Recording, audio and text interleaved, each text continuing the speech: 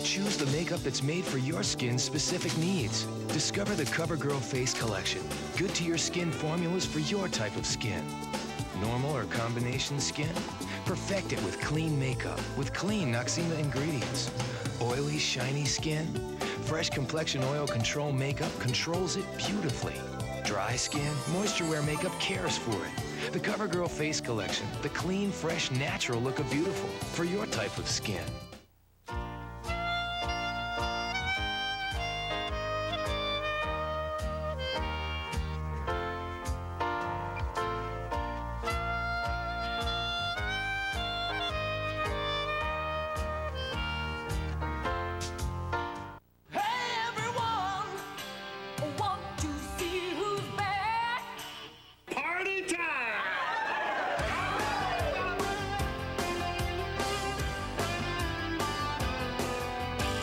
Love at first sight. Keep looking.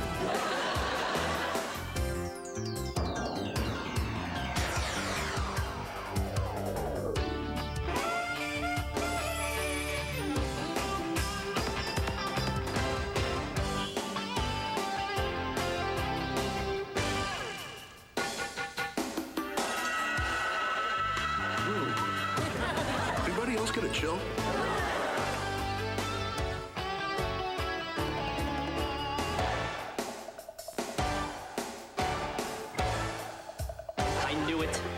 I knew you wouldn't leave.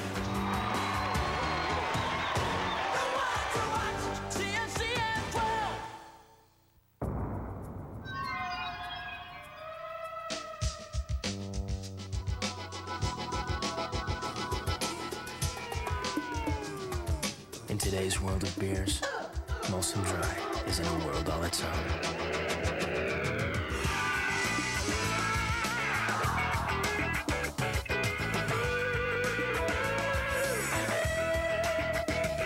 Molson Dry, a world without aftertaste.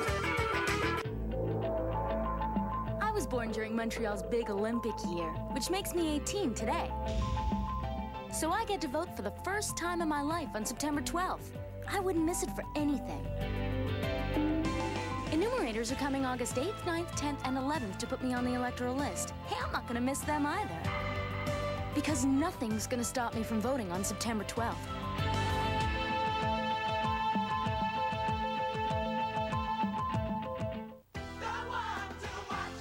For Home Improvement, tonight at 9. This evening on Pulse, two sides, two arguments, one case for the courts. And all doors are exits for employees of the SPCA Laval.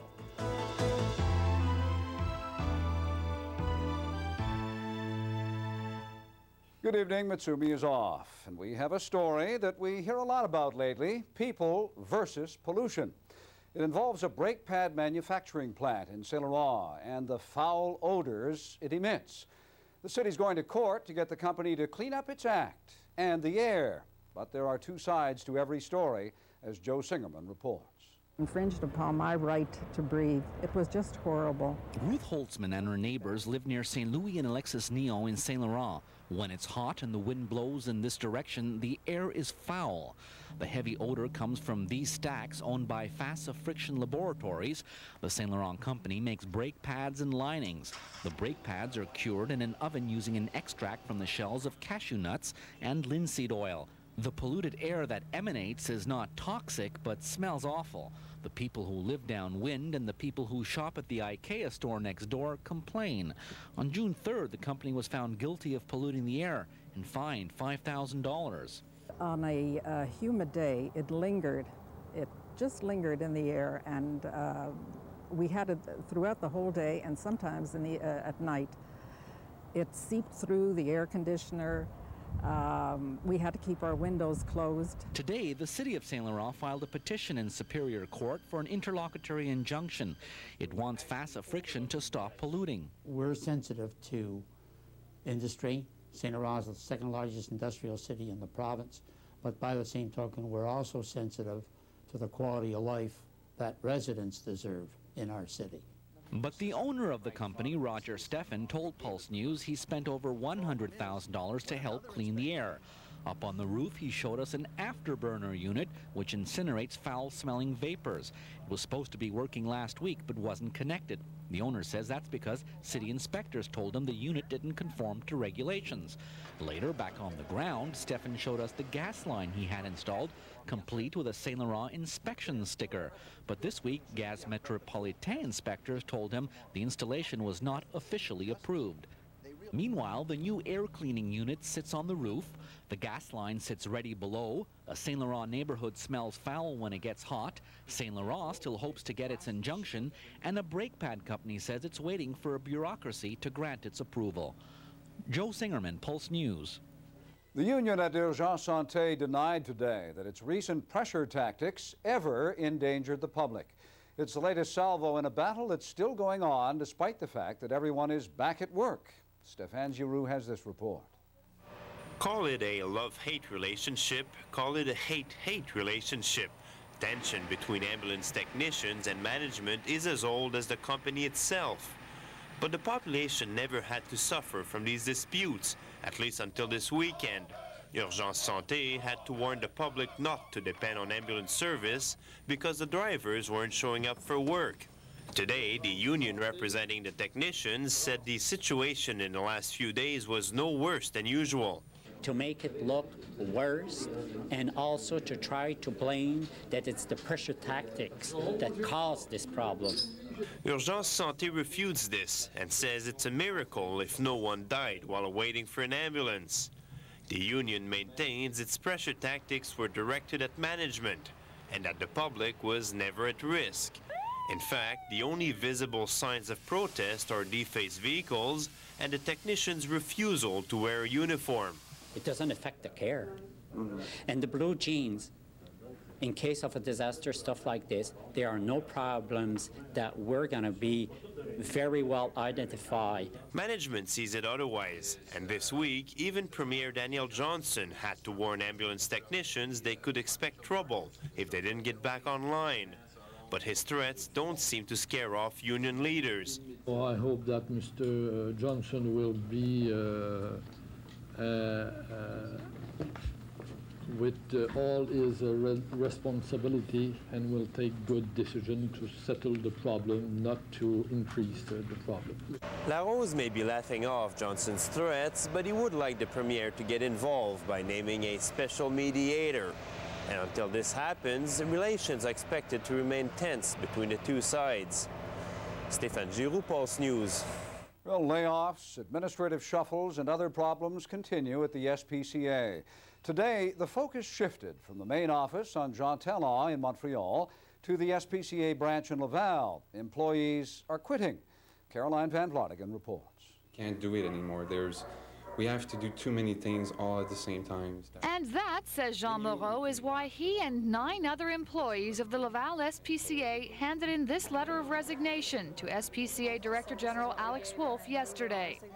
Moreau was hired as a driver for the Humane Society 2 years ago, but he says his and the job descriptions of those left behind expanded after 12 employees of the shelter were recently laid off. The driver is not a driver. He drives, but he does maintenance, he does adoption, he does everything here. The resignations effective Monday are just the latest development in a rocky past few months at the SPCA. They will leave only 4 paid employees at the Laval shelter. Wolf's response? We're saddened by it.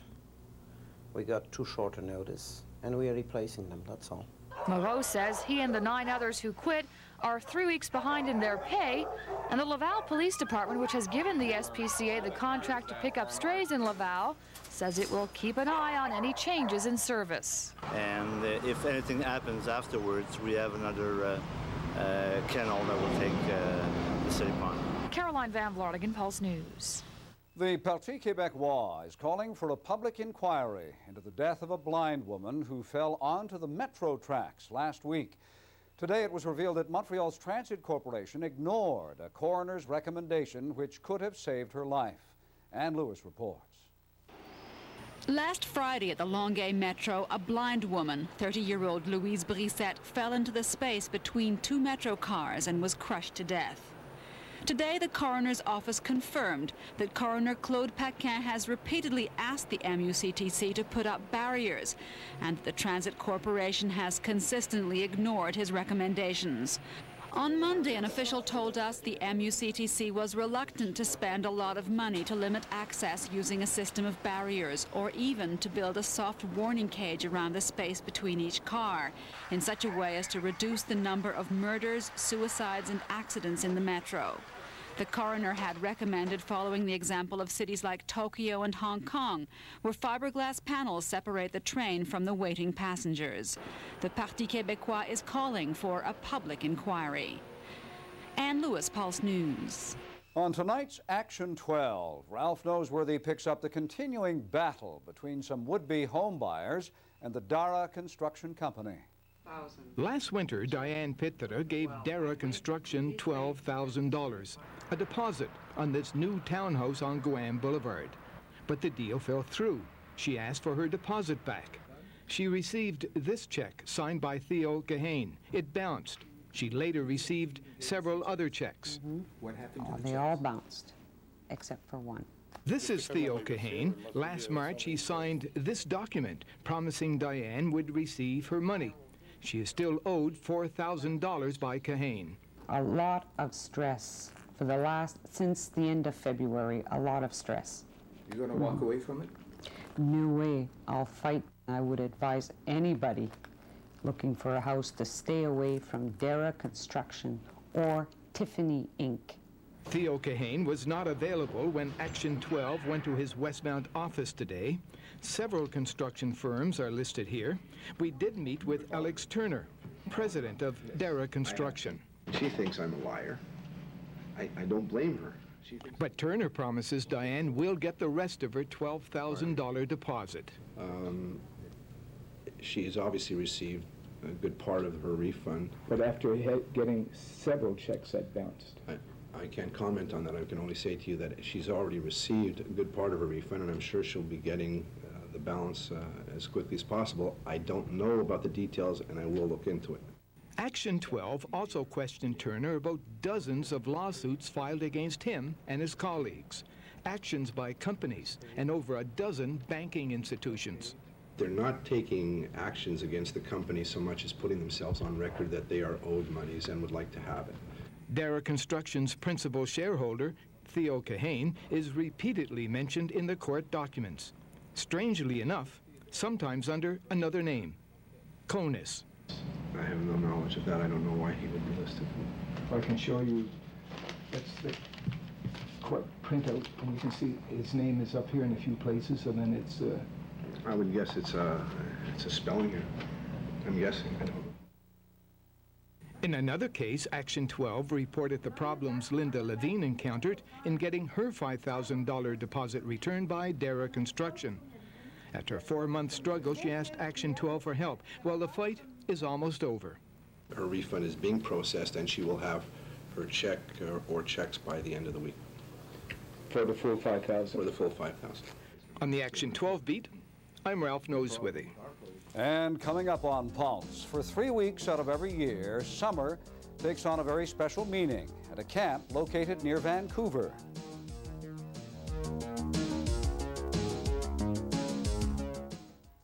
I'm afraid if I dig any deeper, no one's gonna like what I find.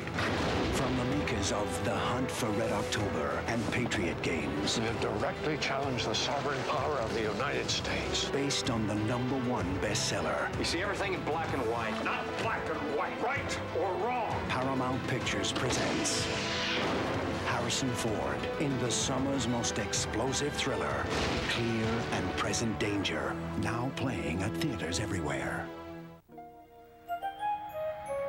The new Super 7 lottery is a Lotto 747. And the jackpots can get higher than you dare imagine. Already? Come on. Okay. Turn. Even in your wildest dreams. Watch my flowers, honey. Whoa, whoa, whoa. Super 7. It boggles the imagination.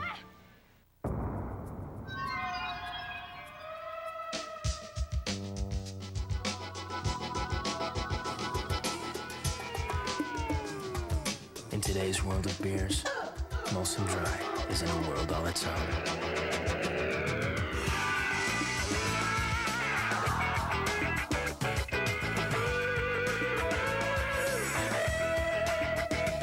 Molson Dry, a world without aftertaste. Every morning I look forward to my day. Oh, being a working mother isn't easy, and I have to make the most of every dollar.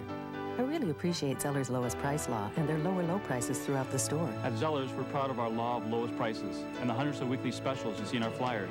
Light brief covers, 4 for 76 cents. 3-pack 1-inch binders, just $2.44, and 20-pack Laurentian coloring pencils, only $2.46 a pack. Lower low prices, brand names, and free clubs and rewards, only at your store, Zeller's, because the lowest price is the law.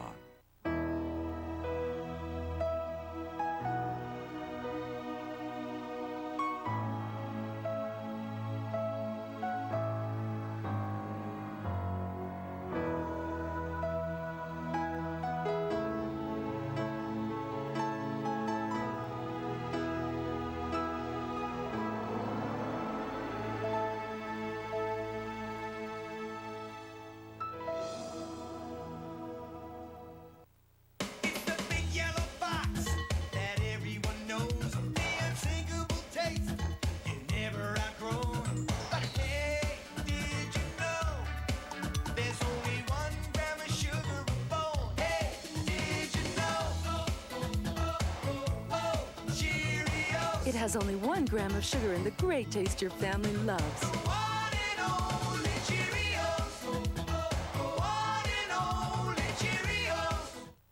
Well, in just 40 days, count them on the calendar, Quebecers will be going to the polls to decide not only the next government, but many say the very fate of Quebec. The election campaign is rolling along, picking up steam from the townships to Quebec City, and of course points in between.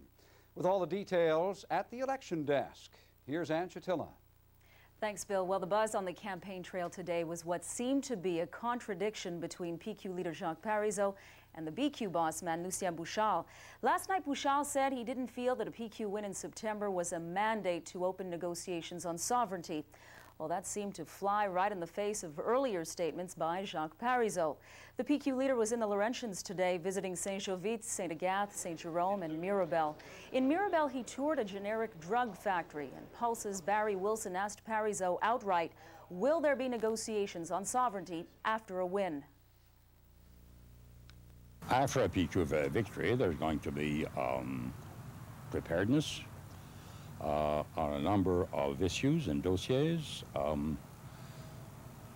There's going to be proposals of negotiations where I think we have to, in all correctness, propose to the federal government to start negotiating. It'll take some time to start negotiation, for instance, on splitting the debt charges. But what about the contradictions with Bouchard? There's no contradiction with Bouchard at all. It's I know that, and that's understandable, that our adversaries say there's a great deal of confusion. All I say, look at the text. They're clear. They're perfectly clear. Whether it is the program of the Parti Québécois or the platform, the electoral platform. Meantime, Liberal leader Daniel Johnson donned his premier's hat today, and he held a cabinet meeting in Quebec City. But afterwards, he went right back to campaigning, attacking not the PQ this time and its policies, but deadbeat dads and their delinquent child support payments. Under a new Liberal regime,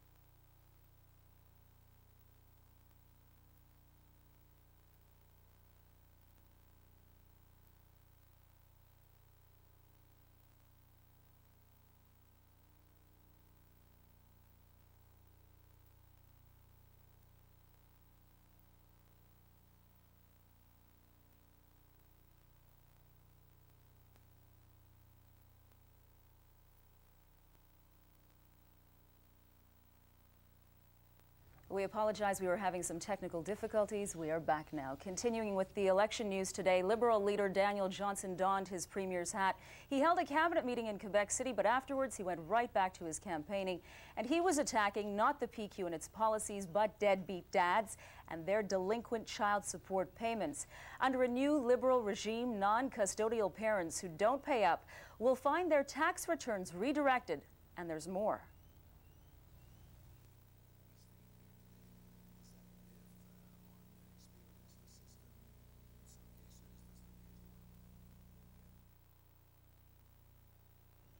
We still seem to be having some technical difficulties. We are having trouble. It appears that the hydroelectricity problems are quite widespread. We'll try and continue now with our election coverage. Alliance Quebec jumped into the election fray today. It held a news conference to talk about what it calls the issues that still need to be addressed for English-speaking community members here in Quebec. Not heard spoken of about yet, or ones we have. The issue of finding a way to reduce the many of our issues are tied up with our youth. The time is par certaines jeunes de leur communauté. Par conséquent, Alliance Québec somme les partis politiques. On the issue of signs, we certainly saw a major reform. On the question of access, I think, without question.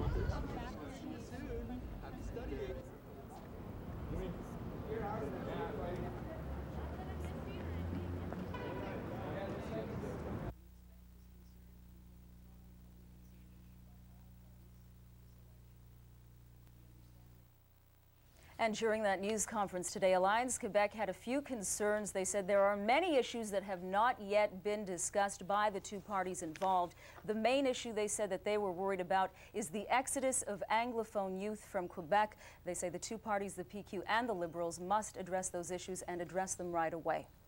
Every time there is an election here in Quebec, the Anglophone population gets nervous, very nervous. This time that nervousness may be a little more pronounced than the last couple of trips to the polls. Alan Fryer has this profile now of Quebec Anglophones and his or her place in the Quebec of the 90s. The few streets that still bustle in English Montreal conceal a harsh reality. It's alive, but it's getting old. Old and sparse, Quebec's once thriving English-speaking community has been decimated by political uncertainty and the language laws. We certainly have lost 2/3 of our schools and 1/3 of our school population in the last 15 years. 15 years ago, the Great Exodus, head offices, capital, people. Following the surprise election of the PQ, tens of thousands of Anglos quit their native province. The departure of Quebecers in the 1970s, late 1970s, did really damage Quebec and Quebec economy and Quebec viability, really. The bleeding, while it has slowed, never really stopped. And now, a decade and a half later, many of those old fears are bubbling to the surface once again. Everyone fears separatism, so we're all waiting to see what happens with the election. Is there going to be another exodus? There's no doubt in my mind that there would be another exodus, yes, absolutely. 4 years ago, the Canadian Jewish Congress polled its community, and what it found was shocking. 1/3 of Quebec Jews said they would leave if the province voted to separate in a referendum. Well, if it's not defeated, I think the sense that is given in that particular poll is probably the prevailing view today. And it's a view shared by many of Quebec's other minorities, old and young. Some say they'd leave for sentimental reasons. Because I'm a Canadian first. I'm a Quebecer, I'm actually a Montrealer, but I'm a Canadian first. Others say they want out for financial reasons. And just because so many companies have closed down and left and gone to Toronto, taking the 401 out of here, basically. Joe Soul and wife Mary have their own reasons. They'd like to stay and live out their retirement at the same address that they've had for the past 25 years. But they won't. Not if that address is no longer in Canada. It's because I don't believe an atmosphere, an environment of freedom, the way I understand freedom, would exist in such a state. The way the Souls see it, minority rights under attack for the past 20 years would be further restricted in a separate Quebec. Still, talking about leaving and actually doing it are two different things. You know, it's hard to move from the city where you're born from. You live in Quebec, all my friends are here, I work here. It's like my life for now, you know? What Quebec's minorities are hoping, of course, is that it will never come to separation, and many believe it won't. But while they are hoping for the best, a disturbingly high number is quietly preparing for the worst. Alan Fryer, CTV News, Montreal. And tomorrow the campaign buses move on. The Liberals campaign here in the Montreal area. Then they'll fly up to Rivière-du-Loup to bring the Liberal message there at the end of the week. The PQ move from the Laurentians to the other side of Montreal, and tomorrow they'll be touring the eastern townships. And that's our election desk for today. I'm Brian Britt.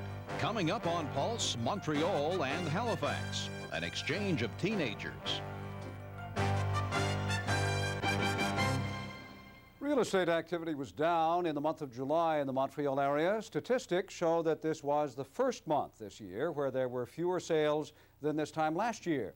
The Greater Montreal Real Estate Board isn't concerned, though. The board expects 1994 to see a 10% increase in sales when compared to 1993. And now a look at the day's markets.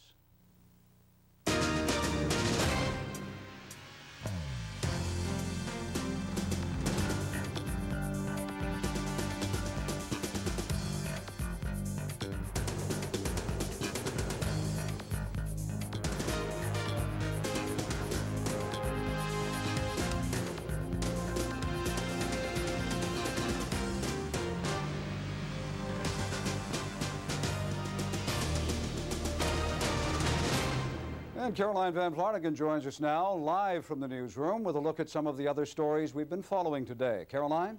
Thanks, Bill. Well, concern is now growing over the fate of one of two seals who were rescued in the Old Port area earlier this week. When the seals were rescued, they were dehydrated and suffering from an infection, and vets at the Biodome began treating them with a dextrose solution and antibiotics and said they hoped for a complete recovery. Today, however, they announced that the male is fine and may be released soon, but the female has only improved slightly since treatment began. She's still dehydrated, and vets are hoping for the best, but don't sound very optimistic. Meantime, a man's been sentenced to 16 months in prison for killing his neighbor in a dispute over snow. 46-year-old Robert Roy was sentenced for involuntary homicide in the death of Pierre Blanchette, who died of an apparent heart attack during a fist fight. What the judge called absurd and useless violence began with an argument over snow being shoveled from an upper balcony to a lower one. Roy had no previous criminal record. And the hit movie this summer says it could happen to you. And it did happen to a Donnacona man in a very big way. Yvon Matz from Donnacona near Quebec City won $6 million in the first big draw of Lotto Quebec's new Super 7 lottery on Saturday. He picked up his check today in Montreal and says his next stop is Hawaii. And unlike the movie, Mr. Matt won't be sharing his winnings with a waitress, but apparently his wife and 2 children already have some very big plans for the big money. Bill? Thank you, Caroline. Now we have a special story. It's about a special camp for some special kids. The camp is held for 3 weeks every summer near Vancouver, and Linda Aylesworth reports. Everybody gets to have a chance to hit the ball, right? Right.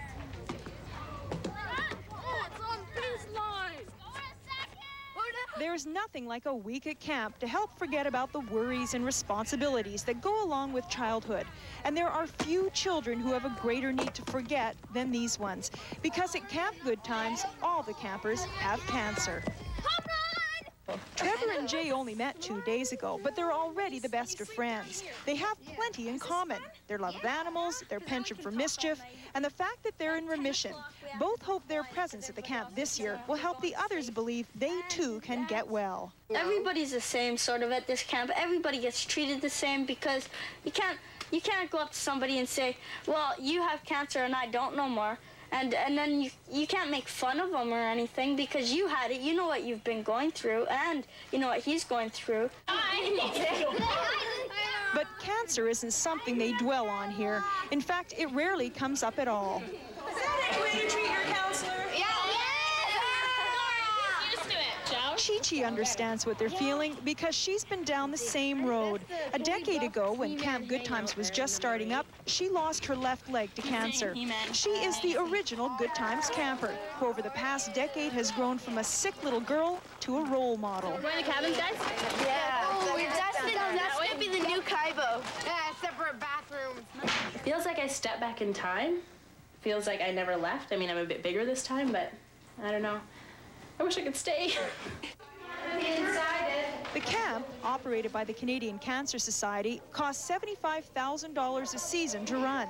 The children's families don't pay a cent. Funding comes from donations. And all the staff, doctors included, are volunteers. These children need to be able to relate to other children that have done what they've done or had what they've had or been through what they've been through.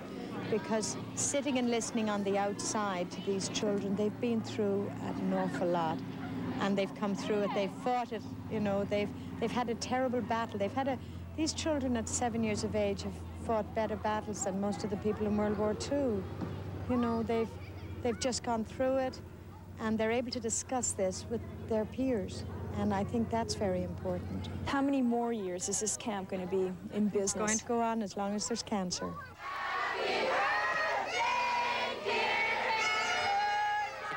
We've gone from a camp where a child has left and thought maybe I'll come back to camp now that when children leave, they say, see you next year.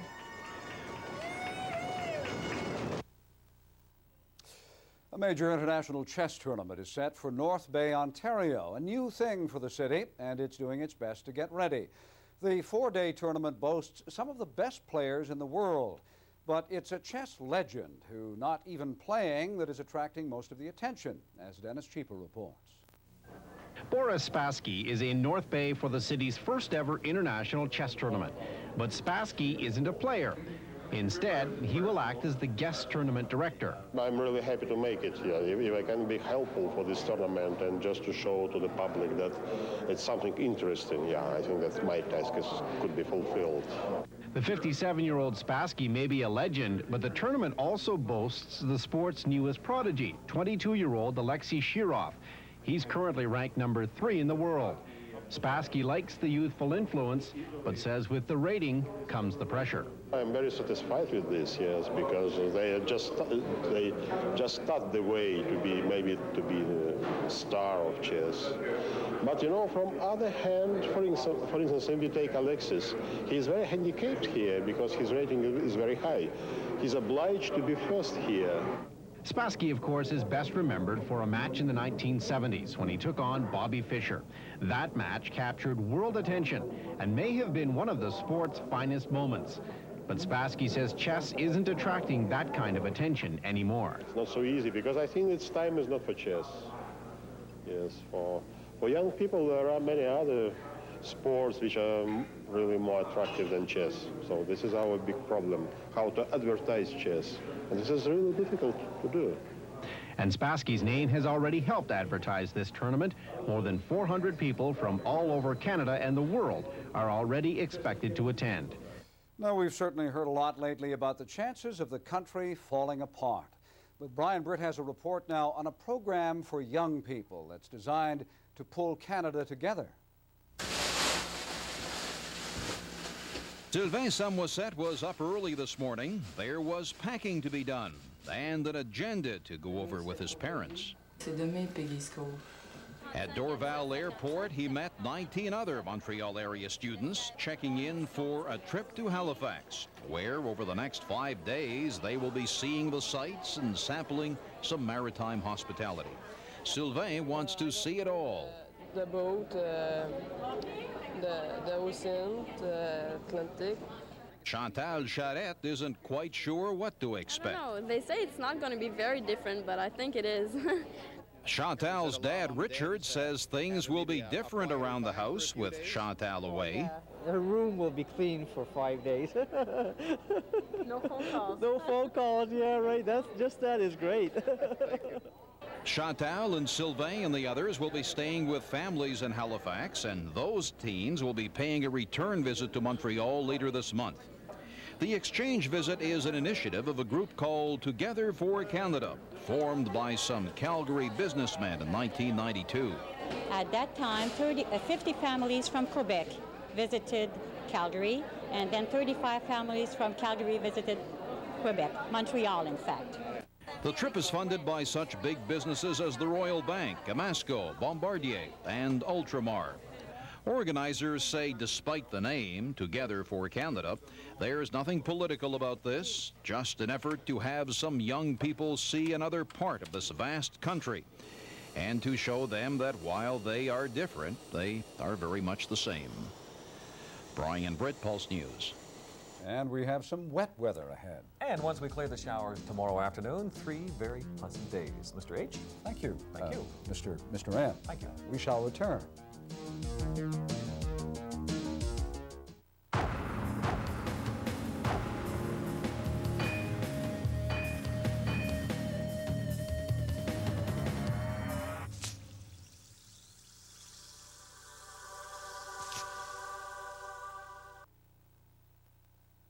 This summer, have twice the fun with Le Super Club Videotron. Rent 2 movies for only $5.55. Try a suspense and a comedy. Go for an action film and a drama. You could win one of 2 new Neons from Chrysler. The more you rent, the more you increase your chances to drive a Neon. For the best selection of new releases, head for Le Super Club Videotron and have twice the fun with 2 movies for $5.55. Le Super Club Videotron, more than just a video store. Dear viewers, several breeds of animals, some of them very rare, have been seen in Hemingford. Some reports mention the presence of chamois from Switzerland, sika deer from Japan, and the real Texas longhorns. As well, you will find zebus, the sacred cows of India, wallabies, small Australian kangaroos, and the Arabian oryx, the legendary unicorn. So, why travel the world? Pack a picnic and a bathing suit and come for a full day at Park Safari. Thinking of an affordable summer getaway with your family? The Travel Home Video Library can help you plan that perfect vacation that's close to home and easy on the finances. Our special 3-episode package includes Cape Cod, Kingston and the Thousand Islands, and New Hampshire. Call our hotline now at 1-800-567-4381 and simply ask for our family summer getaway. Happy traveling. How do you get the most long distance for the least money? From Sprint Canada. The most means 50% off on the person you talk to most each month. One in Canada, one in the U.S., and one overseas. Keep talking. The least means a guaranteed lower rate on all your long distance and no extra fees. Isn't communication wonderful? Get the most for the least. From Sprint Canada. Herzing Institute can help change your life. Since 1965, Herzing Institute has provided its students with quality service and training. It's the best thing I ever did. Thanks to Herzing, I found a great job. Computer programming, electronics, office automation. At Herzing Institute, I finally got the training and confidence I needed. Maybe it's time you changed your life too. Call 935-7494 to find out more. Herzing Institute, 935-7494.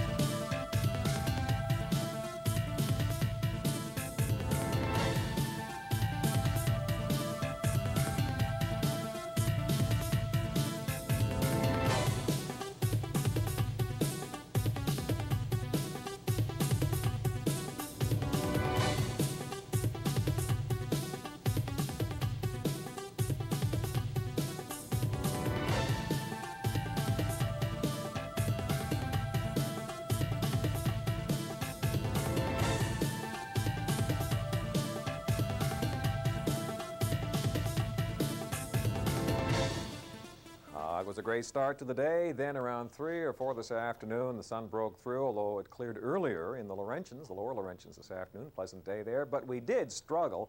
It was a struggle to reach 24 That's the day's high, 2 below the normal reading for today's date. Hot on this day, 33 in 1988, and cold, 18. The record daytime low, that was in 1965. Noon hour temps, a 14. It really dropped at St. John's. They had 24 yesterday, so cooled off at St. John's, 23 at Charlottetown. The 22 at Halifax, 22 at St. John NB. There's the 19 at Quebec, 23 here, 22 at Ottawa. Warmer, 26 Toronto way. The Prairies, 19. Cooled off there at Winnipeg, 26 at Regina, 28 at Calgary. Warm there, 27 at Edmonton, and 21 at Vancouver. And cloud return today to the west coast. Our satellite sequence, it clears across the foothills. Great day, Saskatchewan, Manitoba, and clear sailing northwestern Ontario and the Lakehead.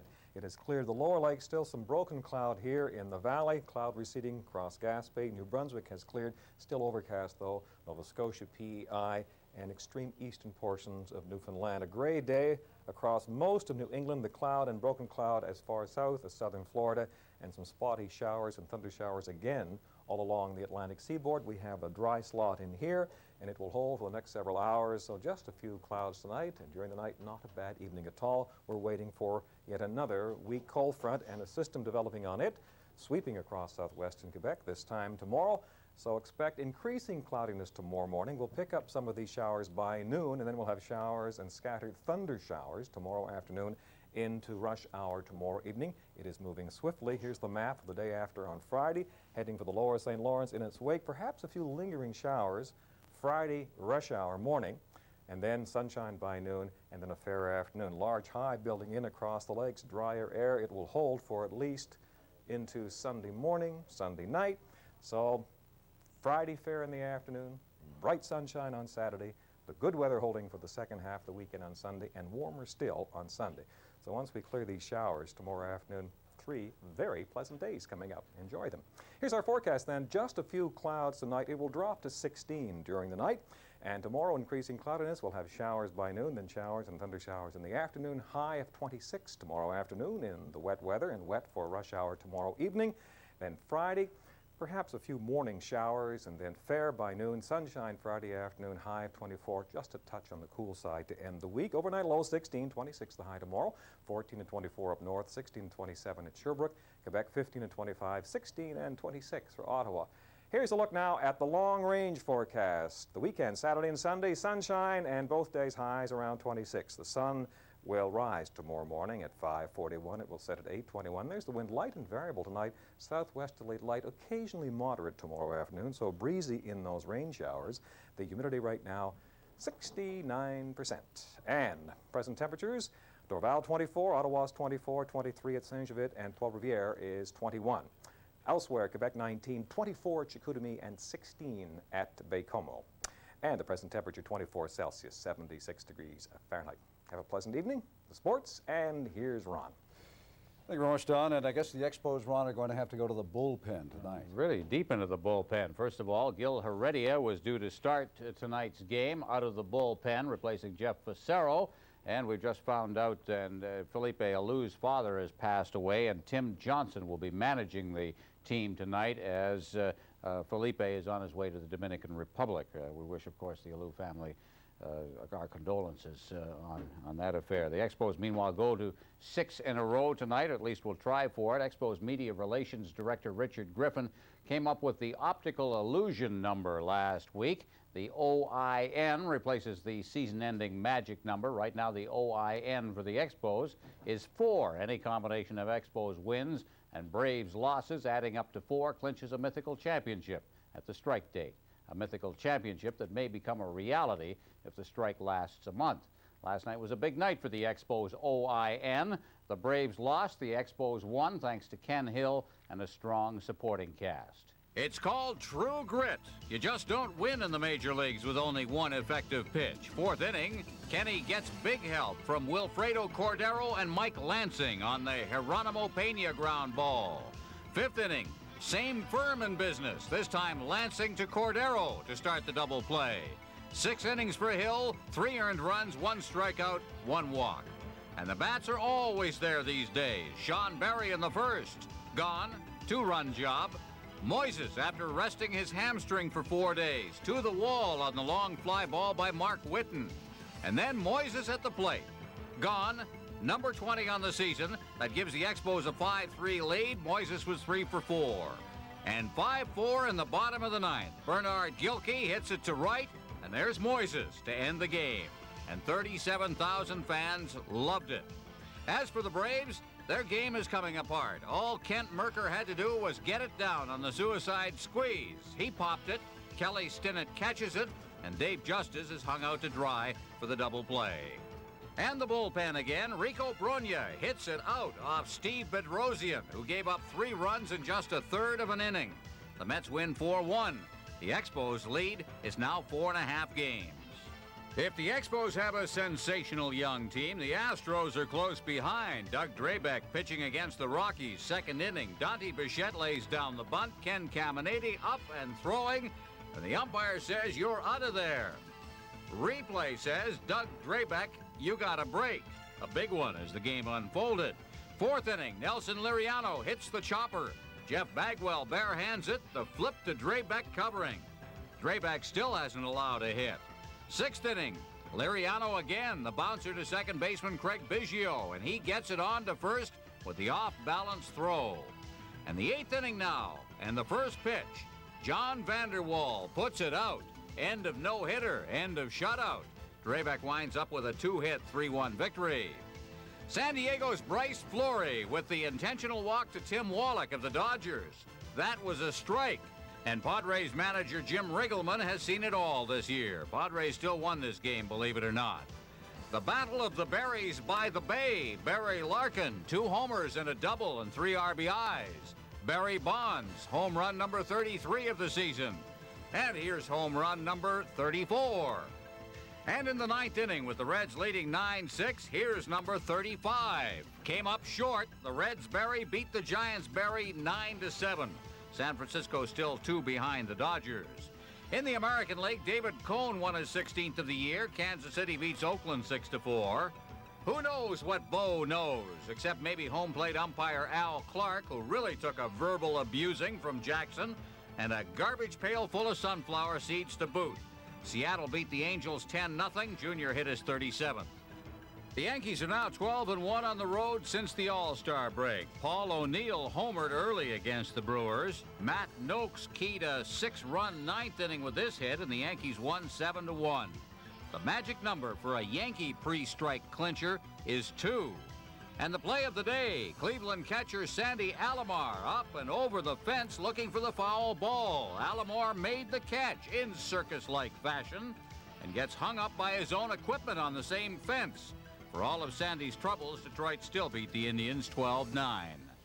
Well, we mentioned that the Expos have the best record in all of baseball, just ahead of the New York Yankees, who, by the way, won this afternoon. But the Expos don't get much media attention. You looked at the USA Today, and they were buried in the sports page on the National League page. Down at the stadium is a man who's responsible for a lot of that, Richard Griffin. He's with our Alan Bishop right now. Al? Thanks very much, Ron. And it's true, Rich, a lot of media attention as far as the Expo is concerned is ignored in the U.S. You're probably doing your best, but this club should really be selling itself on the merits of its record. Why isn't it getting the kind of exposure it deserves in the U.S.? I think it's on the verge, and if the season did continue, we would be there. For instance, USA Baseball Weekly came to Atlanta to do a cover on Marquise Grissom, and that's one of the major baseball publications. And I think that having the best record in baseball and staying there for a while is going to create the interest. Well, we were hoping to have Kenny Hill, one of the last night's heroes, here as a guest, and at the last minute they closed the doors and had a bit of a clubhouse meeting regarding strike. Is it just basic business they're talking about, or are there any revelations that we might hear later? I think it's just basic business. For the last 2 days, owners and players have been meeting in New York, and I think that John Wetland and Darren Fletcher are just briefing the troops on the events of the last 2 days, and I think it's just a business as usual meeting.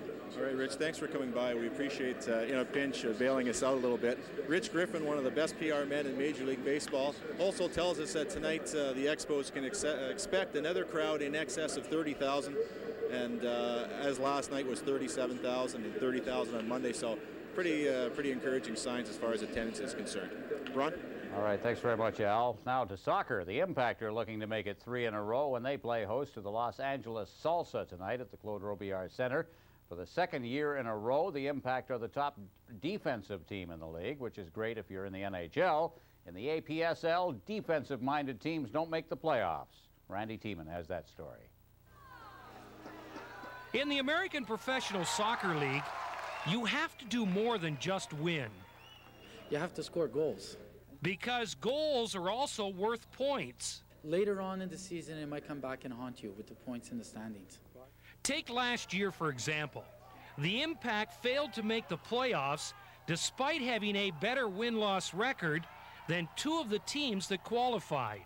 The main objective when we get on the field is to try and score goals, that's for sure. But you can't do it by taking risks all the time. Which is why they brought in a number of people like Gene Harbour. He's paid to score. Sometimes it's just a whole lot of pressure on you. You know, everybody watching you. Why do we bring this guy here? To score goals? Let's see what he can do. Harbour's been slowed by a training camp injury and says he's just starting to feel good about his game. The Impact have scored only 5 goals in 6 games, but 3 of them came in their last game against Toronto. We need a little bit of time for us to be able to play together, for everything to come in place, and that's what's going on right now. Randy Tiemann, Pulse Sports. The Impact and the Salsa tonight. Best name in sports. International news coming up.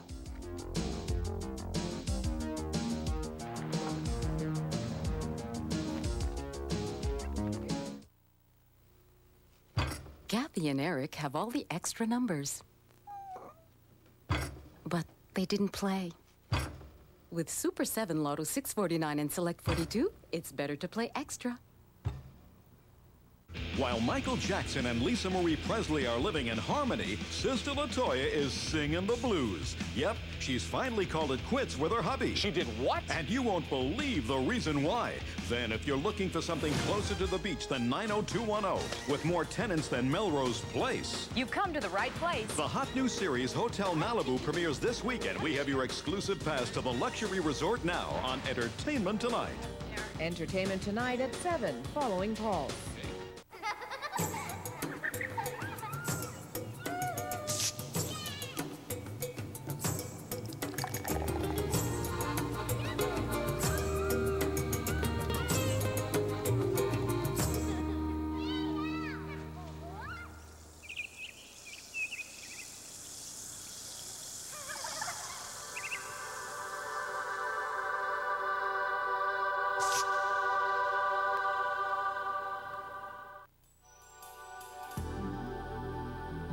If the beautifully rounded lines of the all-new Monte Carlo seem somehow familiar, they should.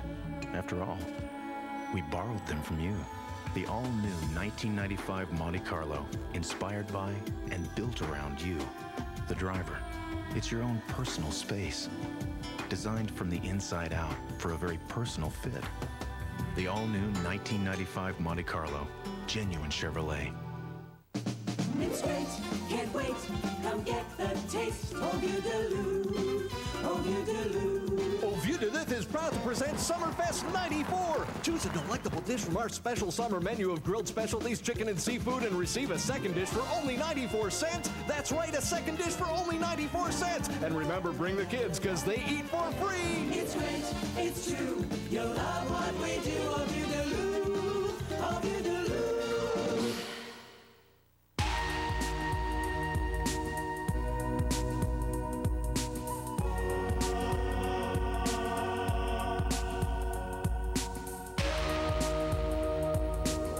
If you choose a long-distance card from one of the discounters, you may have a lot more buttons to worry about every time you make a call.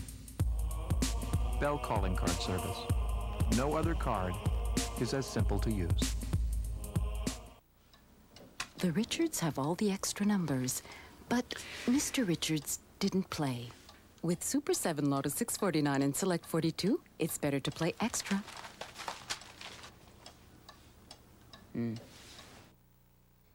Bosnian Serbs are expected to hang tough in the face of increasing pressure to accept an international peace deal. The Bosnian Serb Assembly takes a final vote later today. Serbia now threatening to cut all aid to their Bosnian counterparts if they don't accept the plan.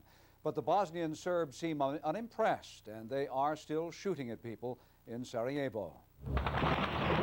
The Bosnian Serbs have today put themselves out on a limb like never before, as their snipers opened up again on Sarajevo Muslims and tram passengers ducked to avoid the bullets.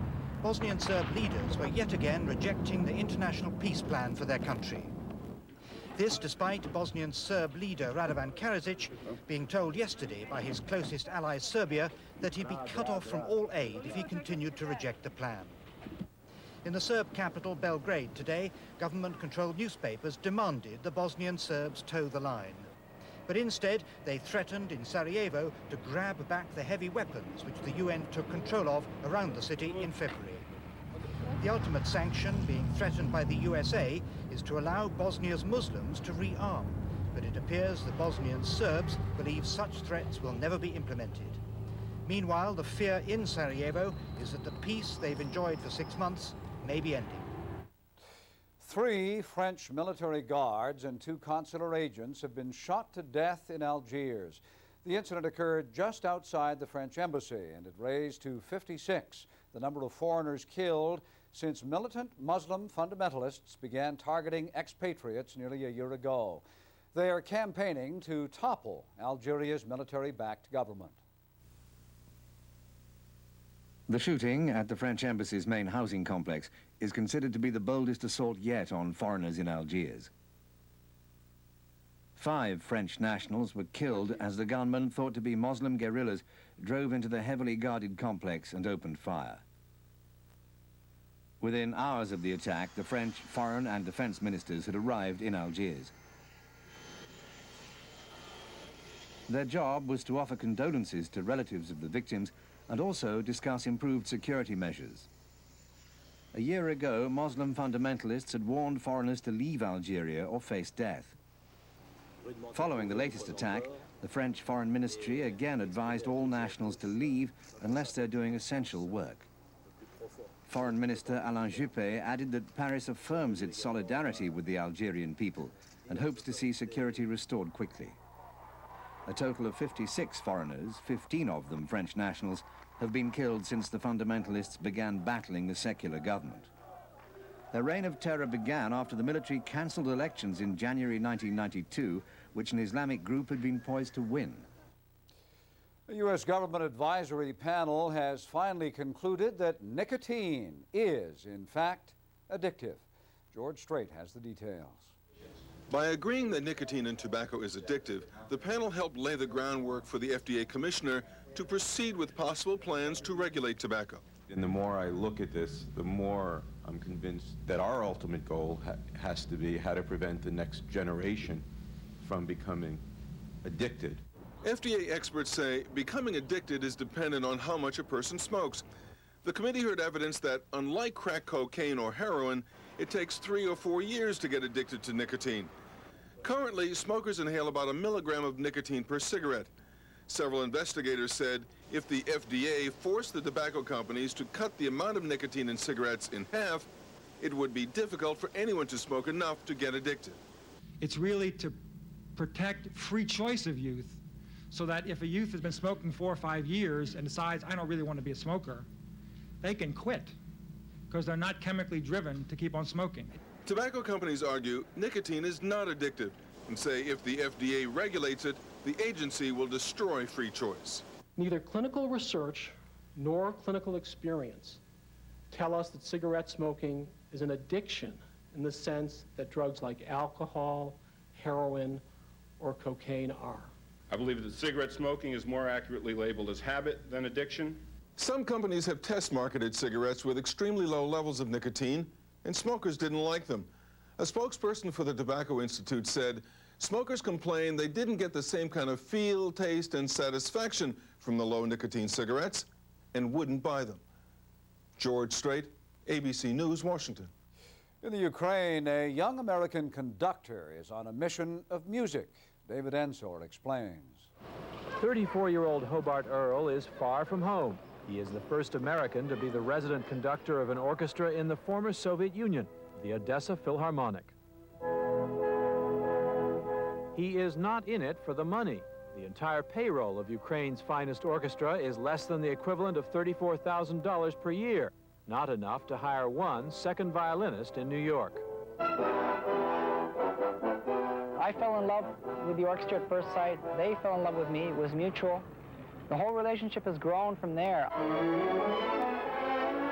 Despite talented musicians, it is hard going. Many of the instruments are so bad that an average American high school would throw them out. The cellos rehearse in my hotel room because we don't have enough space for them, unfortunately, to rehearse in the hall. The double basses rehearse in the corridor. There's 2 rooms where the violin sections can rehearse, and I take sectional wind, woodwind, or sectional brass rehearsals on stage. Odessa has deep musical roots. Jascha Heifetz was born here. Isaac Stern studied here. It isn't easy to explain, says the first violinist, but there is a quality about Odessa, sadness or desire, that makes music more beautiful. Like the rest of Ukraine, Odessa is living through hard times. That perhaps makes people appreciate their orchestra and its young conductor all the more.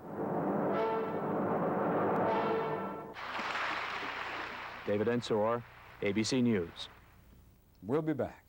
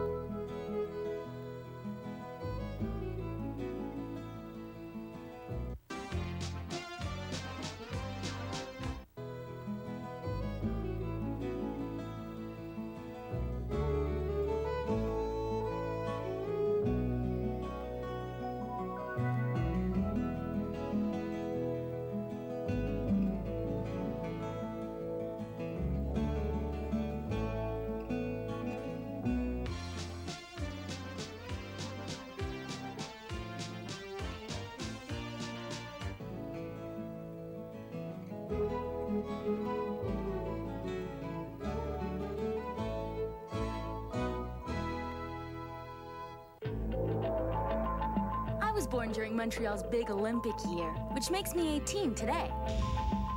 So I get to vote for the first time in my life on September 12th. I wouldn't miss it for anything.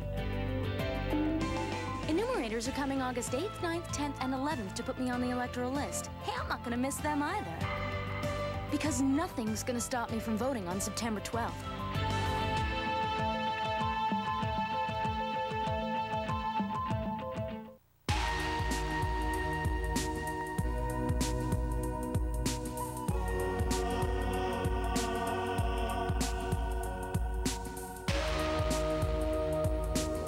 If you choose a long-distance card from one of the discounters, you may have a lot more buttons to worry about every time you make a call. Bell Calling Card Service. No other card is as simple to use. Chrysler's #1 event of the summer is back. With rebates on thousands of '94 Chrysler cars and trucks. Look for vehicles that have this sticker, and you could save a bundle. That's right, rebates, rebates, and more rebates, or factory financing on thousands of '94 cars and trucks. It only comes once a year, and it's going on now. The #1 event of the summer, only at your local Chrysler dealer.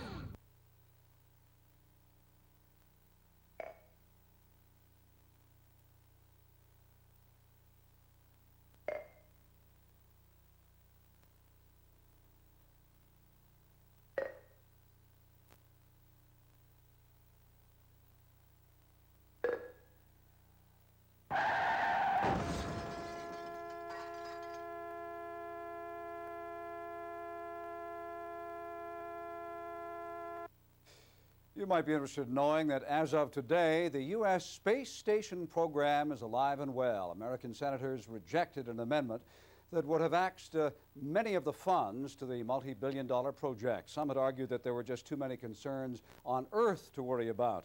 The critics had claimed that the money could be better spent on scientific research, other types of research, social programs, or reducing the federal deficit. And that's Pulse for this Wednesday. I'm Bill Haugland. See you on Pulse tonight at 11:30.